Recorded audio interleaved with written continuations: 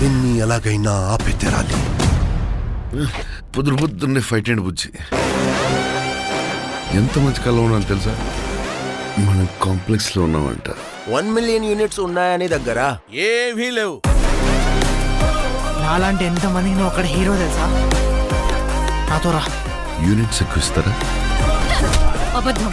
నీకు జస్ట్ నువ్వంటేనే ఇష్టం భైరవా. ప్రపంచంలో ఒకటే ఒక సైడ్, నీ side. Bhairava 5-star bounty. Let's go. High high. నాకు ఆ అమ్మాయి కావాలి. పాయింట్ ఏంటంటే నేను ఒక్కడనే ఆ అమ్మాయిని తీసుకురాగలను. అంత ష్యూర్?